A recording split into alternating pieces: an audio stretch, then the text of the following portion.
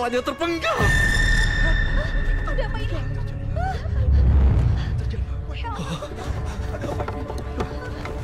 Nenek, Nenek baik-baik saja. Nenek. Bai Feng, Kalian ayo cepat, bawa nyonya ke dalam. Cepat, papa aku. Pelan-pelan.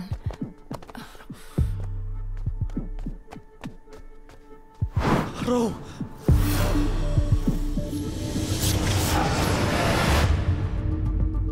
Tidak mungkin. Tidak mungkin. Kenapa bisa begini? Tadi sore kita masih saling berbicara. Kenapa bisa begini?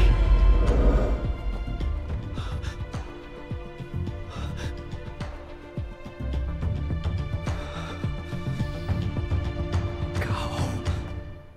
Sepanjang perjalanan hanya kau yang orang luar. Kau yang membunuh Ro. Tidak masuk akal. Aku diperintahkan menjemput pengantin. Itu demi keluarga Song.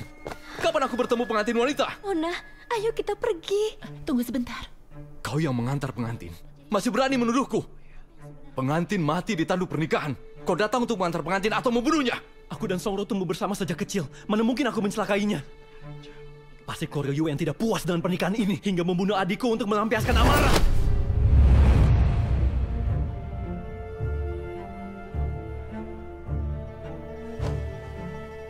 Kenapa aku yang tidak puas? Kalau tidak puas, mana mungkin keluar kota untuk menjemput pengantin? Sudah cukup.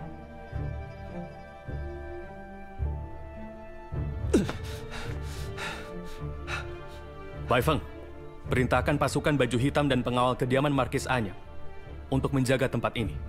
Baik. Ro belum menikah ke kediaman Markis Anyang. Pemakaman seharusnya diurus oleh keluarga Song.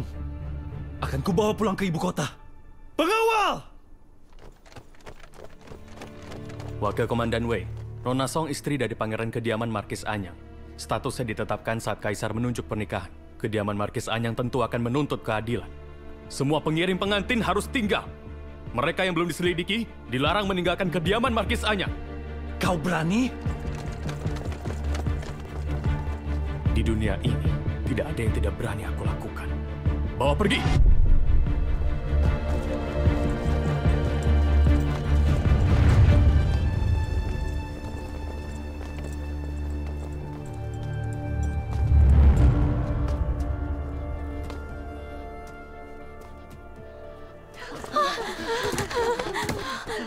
Pengantin wanita mati dalam perjalanan pernikahan. Pengirim pengantin punya kecurigaan. Jenderal muda pasukan Soshi cukup pintar. Nona, cepat pergi. Bisa gawat kalau sampai ketahuan. Ini kesempatanku mengatasi situasi.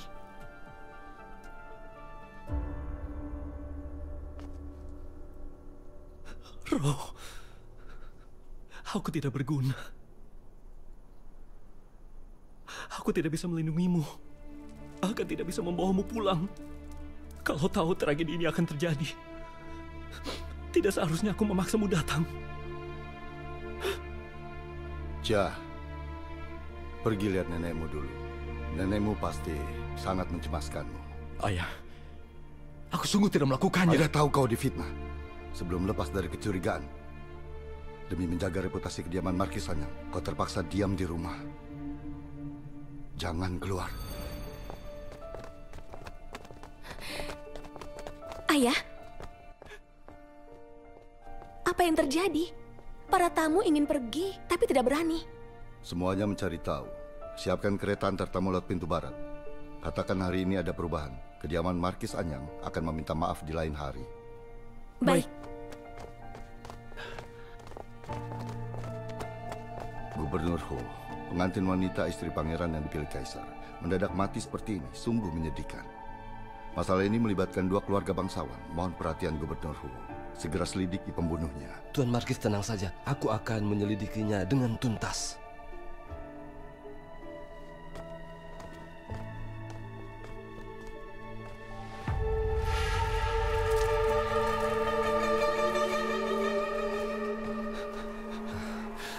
Itu, mohon Wakil Komandan Wei menenangkan diri. Masih perlu bekerja sama dengan penyelidikan pihak berwenang. Tuan Gubernur, Tuan menganggapku tersangka. Tidak. Aku diperintahkan Adipati Song untuk mengantar Ro menikah ke tempat jauh. Dia sehat dan selamat sepanjang perjalanan. Kenapa nyawanya hilang begitu tiba di Qingzhou? Jelas keluarga Yue berniat mencelakainya. Bukankah seharusnya Tuan Gubernur memberiku penjelasan? Wakil Komandan Wei salah paham. Aku akan menangani kasus dengan adil, menyelidikinya sampai tuntas. Tuan Gubernur. Cepat selidiki pengiring pengantin. Jangan lewatkan satupun. Baik. Silakan Wakil Komandan Wei kembali ke kediaman untuk beristirahat. Semua pengiring pengantin, bangun dan ikut denganku.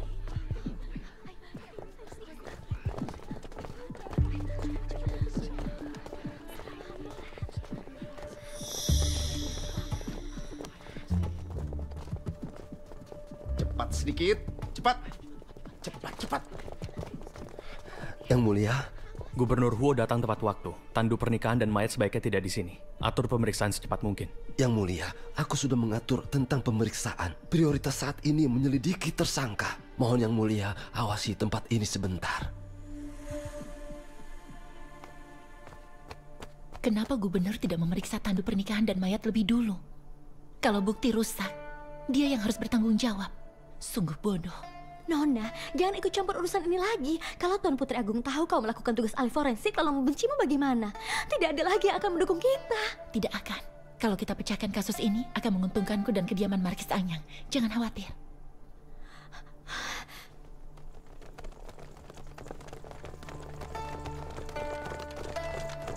Tuan. Bai Feng, perintahkan pasukan baju hitam berpatroli. Jangan biarkan ada yang mencari tahu di sekitar tandu pernikahan dan dinding pembatas. Usir semuanya, tapi jangan melukai orang. Baik. Kepung tempat ini. Baik.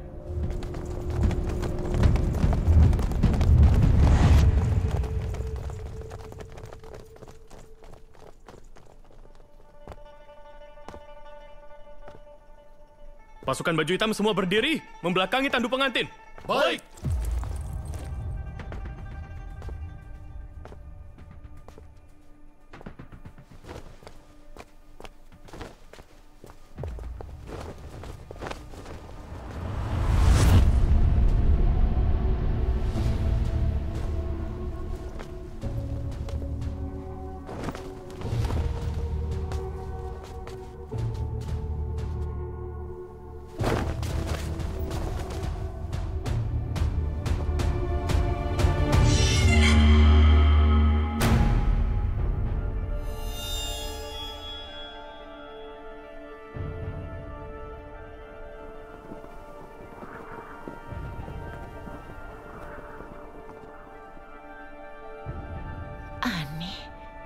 Kalau pengantin wanita dipenggal dalam tandu, darah pasti terpercik keluar. Berkas percikan darah seharusnya sampai kena atap tandu. Tapi bagian atas tandu dan bekas darah di sekitar tirai dan bingkai jendela ini, ujung tetesan darahnya tajam dan panjang seperti bekas lemparan.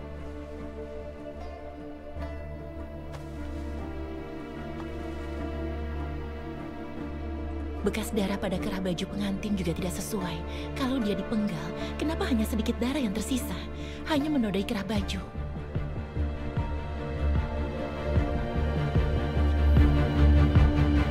Benar, tandu pengantin ini bukan lokasi pembunuhan.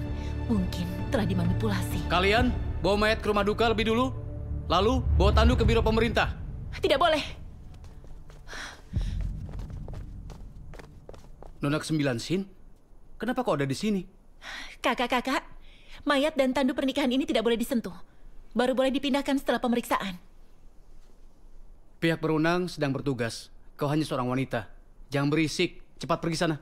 Kalau tandu pengantin dan mayat dipindahkan sebelum diperiksa, bukti fisik akan rusak. Apakah kalian sanggup untuk bertanggung jawab? Nona ke-9 Sin, sebagai gadis yang belum menikah, apa kau tidak tahu apa itu sopan santun dan menjaga sikap? Memerintah pejabat di hadapan orang banyak. Kau tidak takut hasil didikan keluargamu ditertawakan? Tidak disangka, Tuan Muda Huo sangat familiar dengan aturan wanita. Pantas masih tidak paham pentingnya pemeriksaan. Meski sudah lama belajar dengan Tuan Gubernur, ternyata dia mengajar sesuai bakat, membesarkan Tuan Muda seperti seorang gadis. Kau...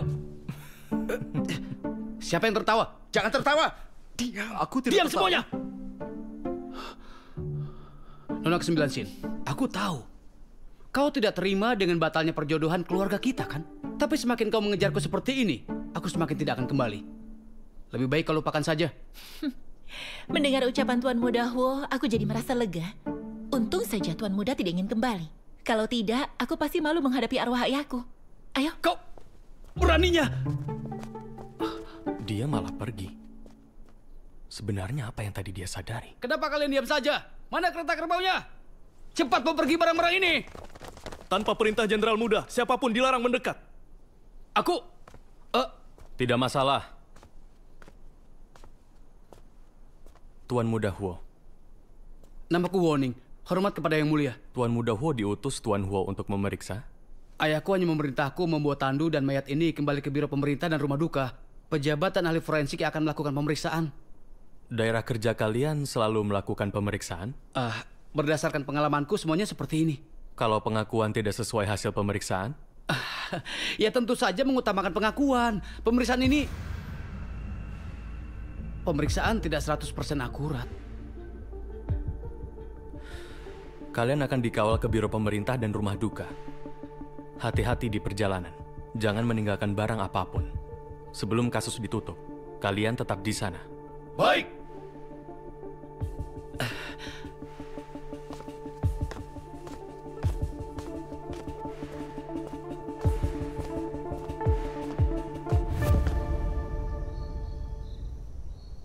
Nona, sebaiknya jangan ikut campur kasus itu. Beruntung malam ini kita tidak ketahuan pasukan baju hitam. Bagaimana kalau mereka menangkap kita dan identitas aslimu ketahuan? Kau sudah menyelamatkan Tuan Putri Agung. Kita bisa minta dia mengirim kita ke ibu kota. Nama baik ayah tercemar seperti itu. Aku tidak punya saudara di ibu kota. Bahkan tidak mengetahui faktanya. Bagaimana bisa membersihkan nama baiknya? Tapi kau punya ilmu medis. Asalkan kita menyelamatkan beberapa bangsawan di ibu kota. Mana bukankah mungkin bisa? ada banyak bangsawan yang kebetulan jatuh sakit di jalan. Sejak tahu nama baik ayah tercemar, hari ini aku baru tahu apa yang harus kulakukan. Aku ingin Tuan Putri mempercayai kemampuan forensik dan medisku dan merekomendasikanku ke ibu kota sebagai penasihat hukum pidana. Tapi kau itu wanita. Mana ada wanita yang diundang sebagai penasihat? Memang kenapa kalau wanita? Aku ingin menjadi ahli forensik wanita pertama yang membuat semua laki-laki merasa malu. Tapi kasus pengantin tanpa kepala ini melibatkan keluarga bangsawan. Jangan sampai menyinggung pihak manapun. Kalau Adipati Song atau Gubernur Huo tidak puas dengan pemeriksaanmu. Aku tidak perlu memuaskan hati semua orang. Urusan hukum pidana tidak bisa memuaskan hati semua orang. Aku hanya perlu mendapat kepercayaan Tuan Putri Agung. Ayah mengajariku tentang cara pemeriksaan. Aku harus mengandalkan kemampuan sendiri untuk membersihkan nama baik orang tuaku. Memastikan yang membunuh mereka dan Paman Shin kedua mengaku bersalah dan dihukum. Siapa yang memberiku kesempatan ini, aku akan puaskan hatinya. Aku akan menurut Nona. Kalau kau tidak takut, aku juga tidak.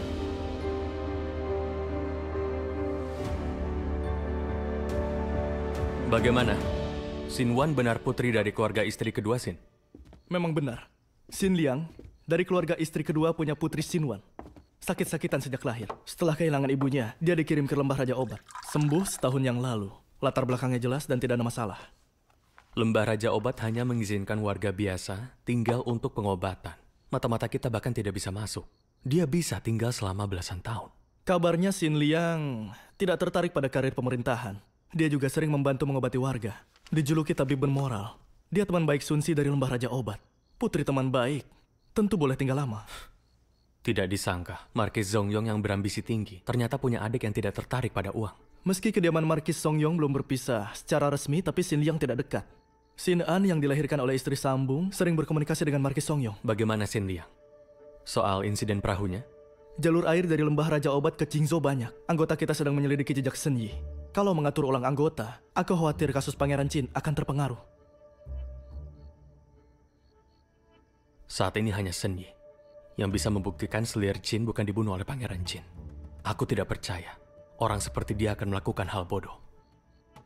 Selidiki keluarga Sen Yi sampai tuntas. Hidup atau mati harus ditemukan. Tentang Sin Wan ini, biar aku selidiki sendiri. Nona ke-9 Sin ini penyelamat nyawa Tuan Putri Agung. Kenapa tiba-tiba ingin menyelidikinya? Untuk dimanfaatkan. Kalau dia tidak bersalah, pasti akan berguna dalam penyelidikan kasus Pangeran Qin. Kau percaya gadis yatim piatu tinggal lama di lembah terpencil? Bisa menempuh perjalanan jauh dan pulang ke kampung? Tinggal di rumah orang lain, tenang menghadapi pujian dan penghinaan?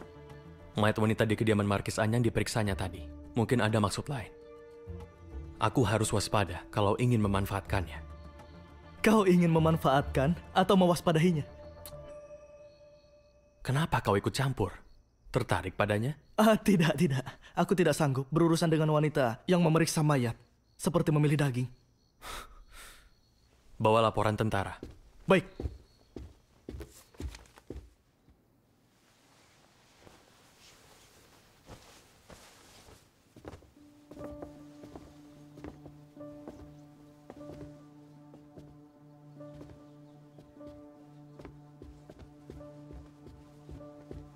Kakak kelima, kakak keenam.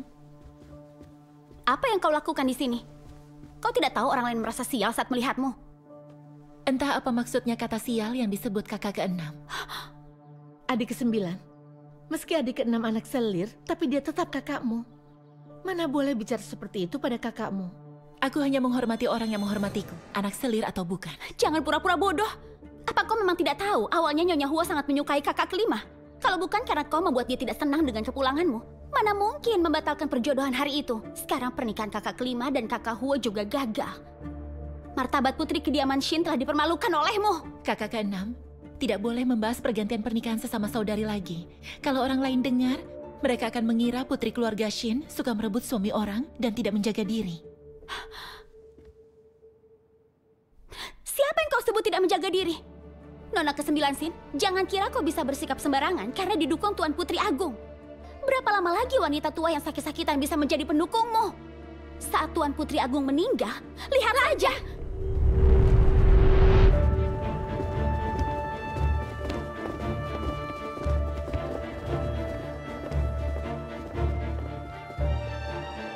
Siapa yang berani bicara sembarangan? Dia. Tampar dia!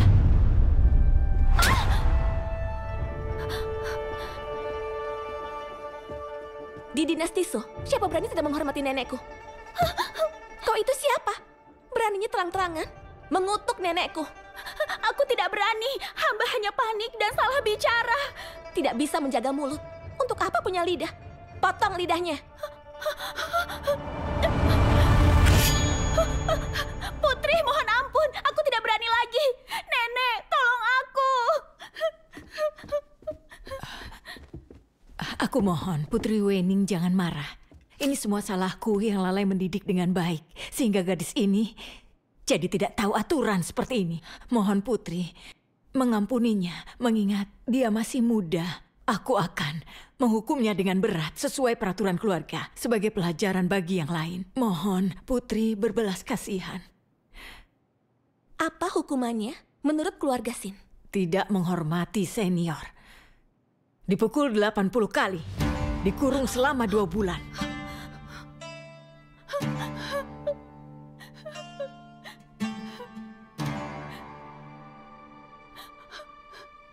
$80 kali bisa mati. 20 kali saja. Terima kasih atas belas kasihan Putri. Bawa dia keluar. Ibu, tolong aku. Kakak kelima katakan sesuatu untukku. Ibu, kakak kelima. Ibu. Terima kasih Putri.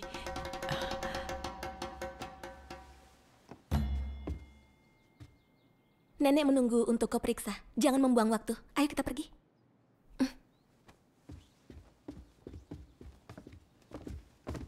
Ibu, ayo. Kenapa nenek tidur terus? Dia tidak apa-apa kan? Tidur setelah moksibusi dapat membantu memulihkan aliran qi, tapi tidak mengobati akar penyakit.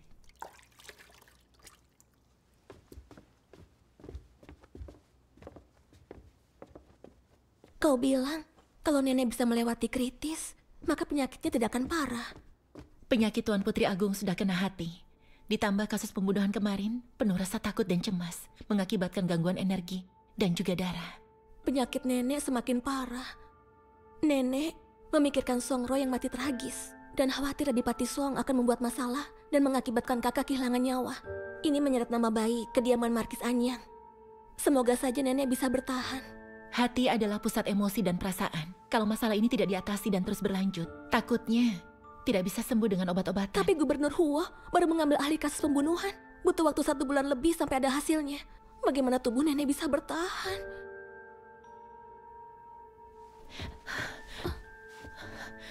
Apa yang kau lakukan? Berdiri. Putri, selain ilmu medis, aku menguasai ilmu forensik. Aku bersedia membantu memecahkan kasus ini. Membantu Tuan Putri Agung mengatasi masalah hatinya. Ilmu forensik? Itu... Memeriksa mayat korban untuk memastikan penyebab kematian, waktu kematian, dan lainnya. Untuk membantu menangkap pembunuh asli. Apa Putri takut aku melakukan pekerjaan forensik dan ikut kena nasib sial? Bukan. Kau terlalu hebat. Membahas nasib sial, kami dari keluarga militer ini pasti pernah berdiri di antara mayat dan darah. Aku tidak menyangka tabib kecil yang lembut sepertimu ternyata menguasai hal ini. Menurutku, ilmu medis dan forensik sama-sama bisa menyelamatkan orang. Satu untuk menyembuhkan penyakit fisik, satu lagi menyembuhkan penyakit hati manusia. Hati manusia? Aku tidak mengerti ucapanmu, tapi kata-katamu bagus. Apa Putri mau merekomendasikanku? Bahkan lebih dari itu, aku akan menemanimu meski ke sarang harimau. Wan, Cawan. Syawan, aku suka.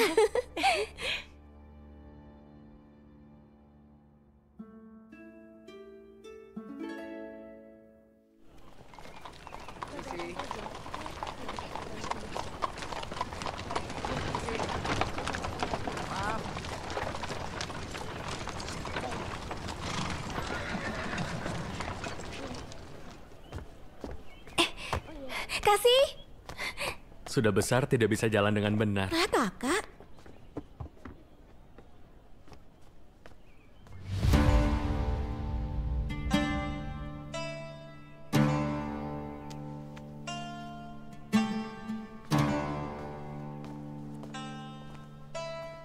Aku memberi hormat pada pangeran. Kabarnya Nona ke-9 menguasai ilmu forensik. Bagaimana kau dibandingkan dengan ilmu medismu? Aku tidak pernah membandingkan dengan diri sendiri. Tidak tahu mana yang lebih tinggi. Kau tidak tahu kemampuanmu sendiri? Mana bisa aku serahkan kasus pengantin baru yang penting ini?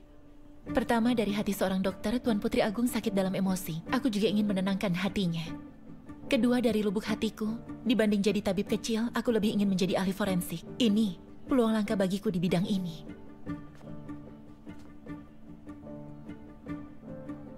Jadi dibandingkan penyakit fisik, kau lebih suka menyembuhkan penyakit hati. Menurutku ucapanmu sangat hebat. Jadi aku beritahu Kasih. Benar. Tabib hanya bisa mengobati fisik. Tapi ilmu forensik membasmi kejahatan dan menghukum yang jahat. Memperingati mereka yang tidak jelas. Berdasarkan ucapanmu ini, aku akan membantumu. Tapi jangan mempermalukanku saat kau harus tampil. Kasih memang begitu. Tidak bisa bicara lembut. Aku tidak akan perhitungan dengannya.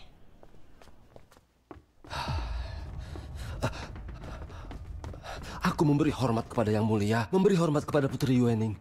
Gubernur Huo tidak perlu sungkan. Sepertinya aku pernah bertemu Nona ini kemarin. Ini Nona ke-9 dari keluarga Sin, Sinwan. Hormat pada Tuan Huo. Ternyata Nona ke-9 dari keluarga Sin. Nona ke-9 punya pendapat tentang kasus ini. Berharap bisa membantu Tuan Gubernur. Nona ke-9, karena telah bertemu dengan Tuan Gubernur, lebih baik langsung saja. Yuening.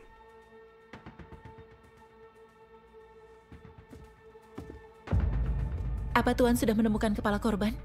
Belum ketemu. Apa sudah memeriksa tanduk pengantin? Aku mengutus orang mencari sebanyak 3 kali. Membongkar tanduk pernikahan menjadi kepingan kayu, tapi tidak menemukan jejak kepala. Tuan Huo, boleh aku lihat laporan forensik pemeriksaan mayat? Laporan pemeriksaan dokumen resmi pemerintah tidak boleh dilihat sembarang orang. Tidak masalah. Tunjukkan padanya. Baik.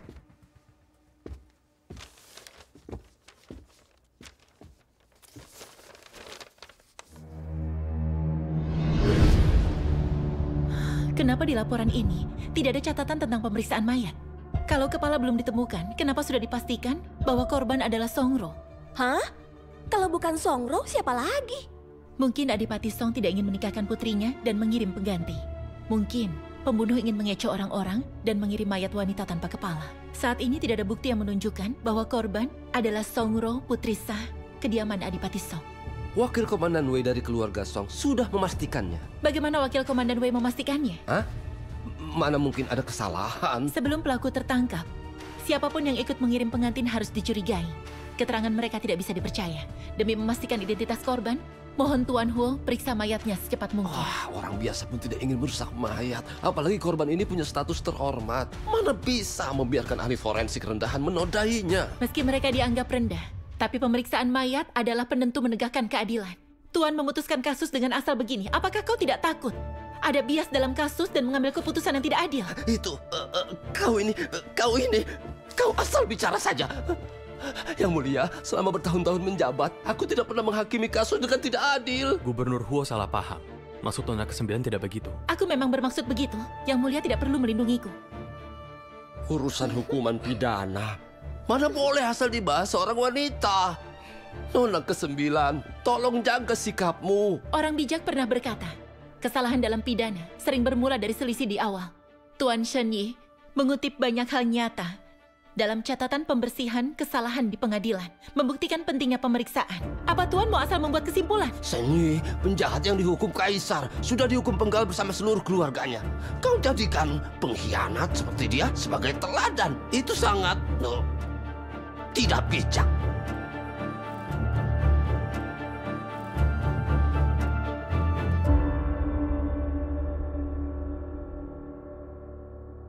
Aku hanya wanita yang tinggal di kediaman, tidak paham perubahan politik di istana. Hanya tahu bahwa catatan pembersihan kesalahan pengadilan adalah hasil jeripayah Tuan Shen Yi. Pernah jadi rujukan Departemen Kehakiman juga, disebarkan kepada para pejabat utama di daerah. Aku yakin Tuan pasti pernah membacanya. Lalu kenapa? Aku hanya tidak tahan melihat penjahat memanfaatkan kebaikan Tuan dan memanipulasi hukum. Kalau Tuan tidak keberatan, akan kubantu Tuan menyelidiki penyebab kematian korban untuk menenangkan rakyat. Apa kau benar-benar mampu? Dia terkenal sebagai tabib hebat. Memeriksa penyebab kematian bukan hal sulit. Kalau Gubernur Huo tidak punya pilihan lain, biarkan dia mencoba. Kebetulan ada kasus pembunuhan di rumah duka. Dia boleh mencoba dulu. Kalau dia benar-benar mampu, aku perbolehkan dia menyelidiki kasus pengantin baru.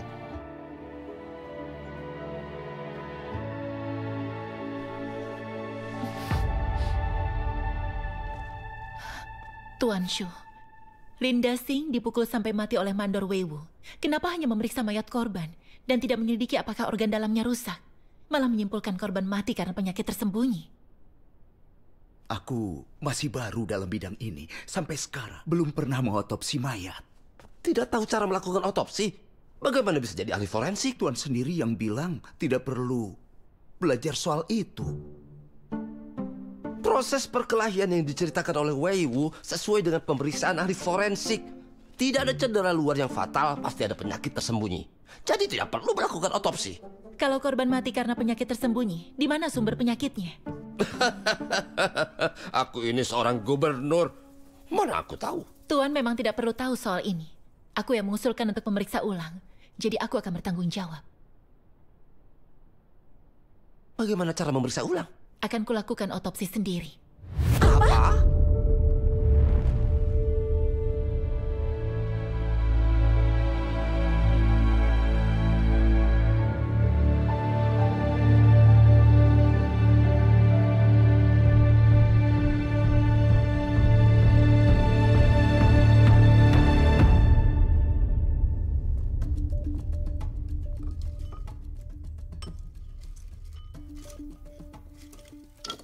Ini semua untuk apa? Menelan pil wewangian dan air rimpang untuk menghilangkan bau mayat dan mencegah keracunan mayat. Membakar narwastu untuk mengusir bau busuk.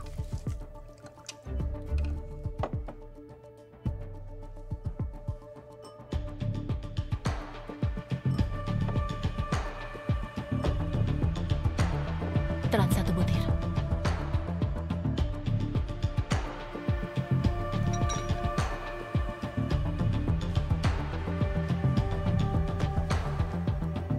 Sarung tangannya bermasalah?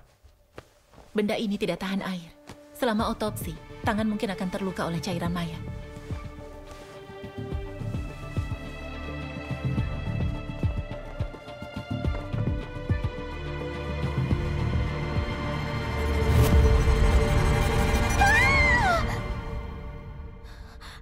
Dilarang berisik selama otopsi. Keluarlah. Ayo pergi.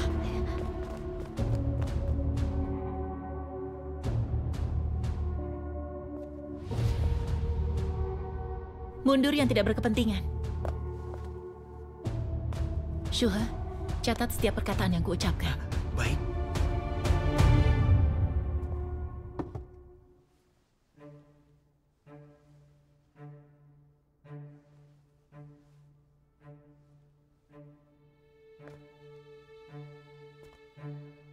Catat. Korban bernama Linda Singh, laki-laki, tinggi sekitar 187 cm.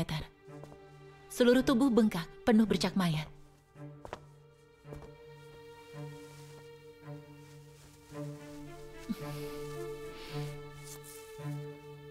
Rambutnya rontok.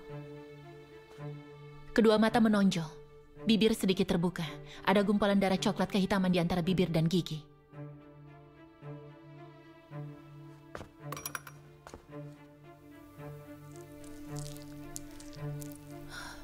Terdapat belatung di lubang tubuh. Kemungkinan meninggal pada musim panas, sekitar 5 hari. Noda darah terlihat jelas pada bekas luka. Ada noda darah berbentuk bulat berwarna biru kehitaman di dada kiri. Tidak ada catatan yang dibuat saat pemeriksaan awal. Catat.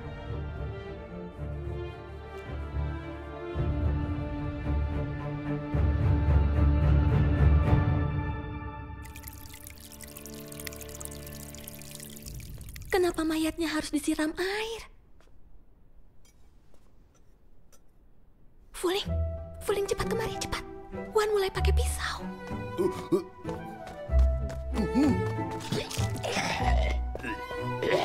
Tuan Huo, Nona ke-9 Sin membedah perut mayat. Kondisi dalam perutnya bagaimana?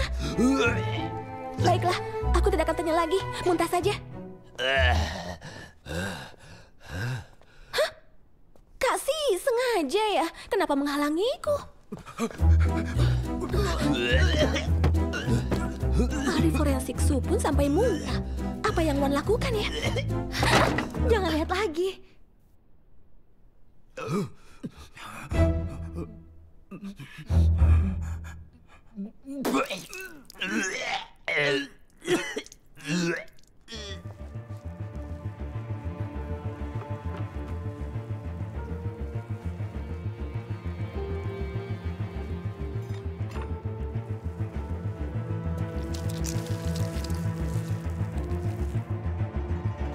Gunting.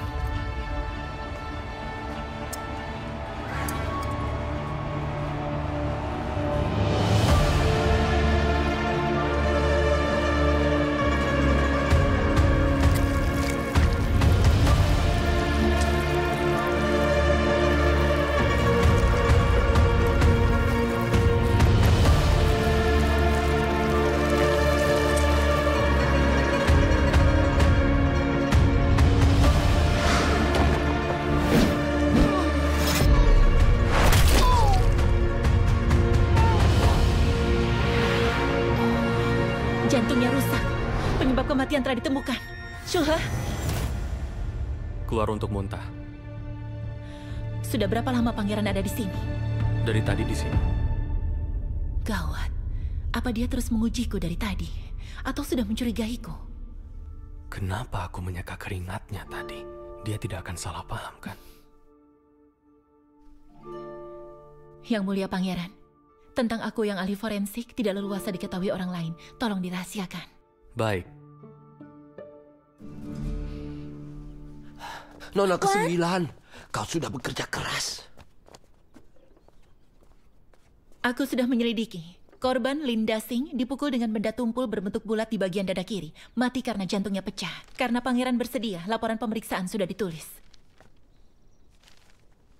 Tuan Huo, Kalau kirim orang untuk menggeledah rumah Wei Wu sekarang, seharusnya bisa menemukan senjata yang sesuai dengan luka di dada. Tapi senjata itu mungkin dibungkus dengan kain katun. Jadi saat pemeriksaan awal tidak ada bekas luka luar yang jelas. Hanya akan terlihat setelah mayat membusuk. Aku akan menyuruh orang untuk pergi menggeledah. Sebentar. Kalau Nona ke-9 tidak ikut membantu, penjahat bisa melepaskan diri dengan mudah. Jangan sebarkan soal pemeriksaan mayat hari ini, supaya tidak ada fitnah untuk Nona ke-9. Ucapan pangeran benar. Terima kasih, Pangeran. Hanya hal kecil, jangan terlalu formal. Nona ke-9 melakukan otopsi dan membasmi kejahatan untuk Qingzhou. Aku tidak tahu bagaimana cara berterima kasih. Kalau Tuan ingin berterima kasih padaku, lebih baik pulang dan salin 10 kali catatan pembersih kesalahan pengadilan. Aku hanya bercanda saja. Jangan dianggap serius. Cukup jadikan ini pelajaran.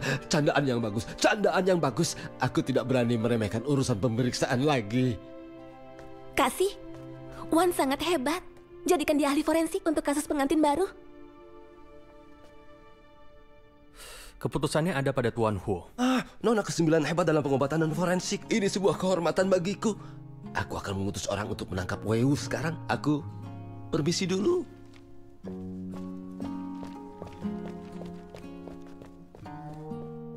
Kau telah lakukan tugas dengan baik. Aku tidak akan mengecewakan kalian. Lalu aku harus apa? Pikirkan aku harus apa?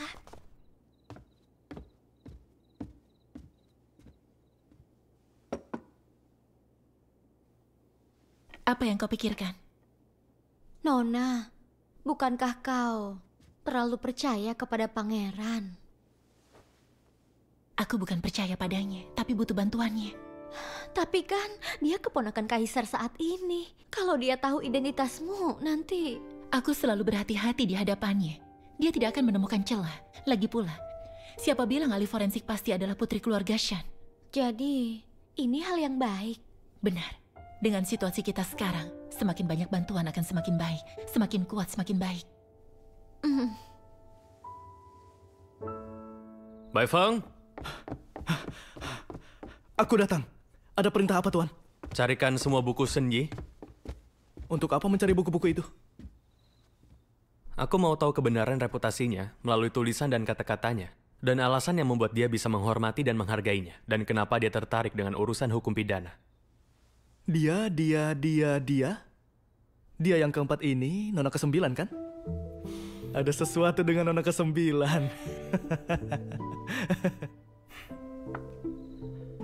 Bai Feng. Iya. Malam ini bulannya sangat indah. Lapangan latihan kediaman Markis. Dia. 40 putaran. Pergilah. Tapi Tuan... 50 putaran. Baik.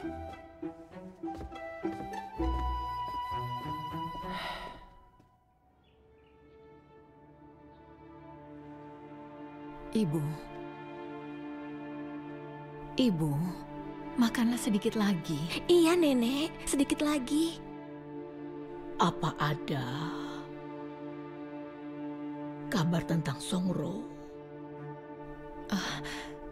Gubernur Huo sedang menyelidikinya. Nenek, Wan bilang Nenek tidak boleh kelelahan dan banyak pikiran. Ada tidak?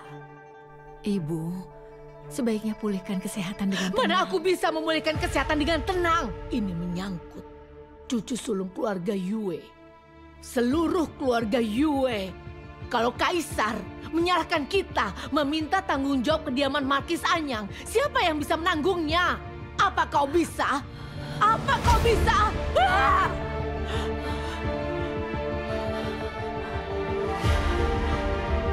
Ibu. Nenek. Ibu. Nenek bangunlah, Ibu. Nenek.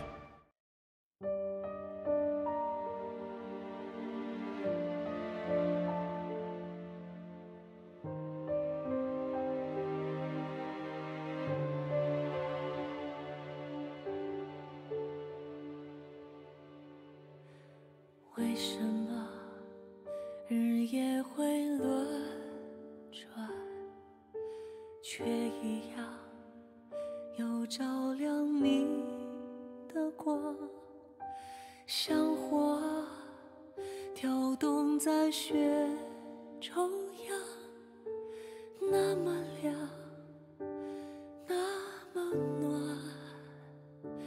若已尘埃跌入阴霾，风雪刺我一身洁白。若已深